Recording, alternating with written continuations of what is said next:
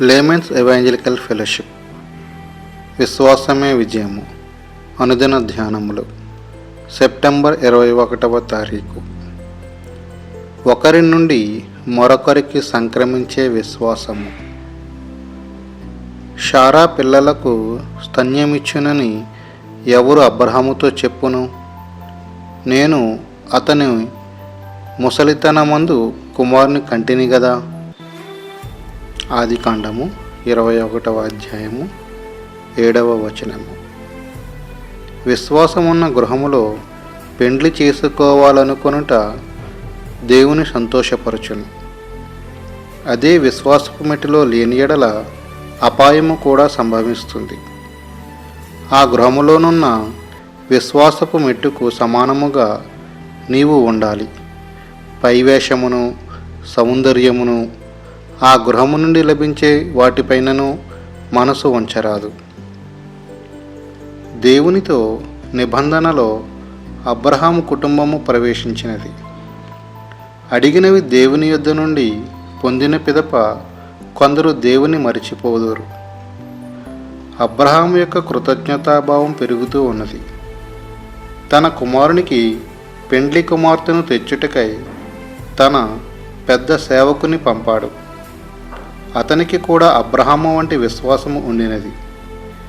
ఎలియాజరు దైవజనుడు. అలాంటి విశ్వాసులు అబ్రహాము ఇంటిలో అనేకులు ఉండిరి. విశ్వాసము ఒకరి నుండి మరొకరికి వ్యాపిస్తుంది.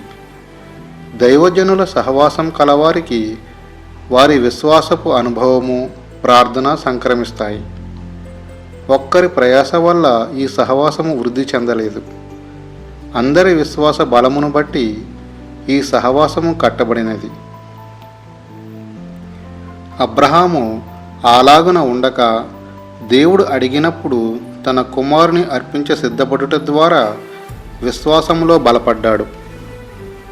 పూర్తిస్థాయి విశ్వాసం చేరుకున్నామని అనుకొనకూడదు. అతని జీవితంలో దేవుని దీవెన చూచిన ఉజ్జియా గర్విష్ఠిగా మారి యాజకులు మాత్రమే అర్పించే బలిని అతడు అర్పించబోయి కుష్టివాడు అయినాడు. కృతజ్ఞత లేని స్థితి అపాయకరమైనది. ఒక రోజులో ఈ సహవాసము కట్టబడలేదు. కృతజ్ఞత కలిగియుండుట నేర్చుకోవాలి. పౌలుకు ఆ విధమైన గ్రహింపు ఉండేది.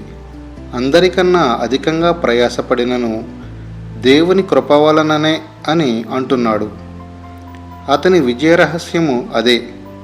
ఎల్లప్పుడూ దేవుని కృపను గుర్తించుచూ ఉండేవాడు. కృతజ్ఞత, విశ్వాసము అని వాటిలో వృద్ధి చెంది దేవుని పని నమ్మకమ్మగా చేస్తున్నట్లయితే నీ చుట్టూ ఉన్నవారు దేవుని వైపుకు ఆకర్షింపబడుదురు. ఆయన కృపల నిమిత్తము శారా కృతజ్ఞత కలిగి ఉండినది.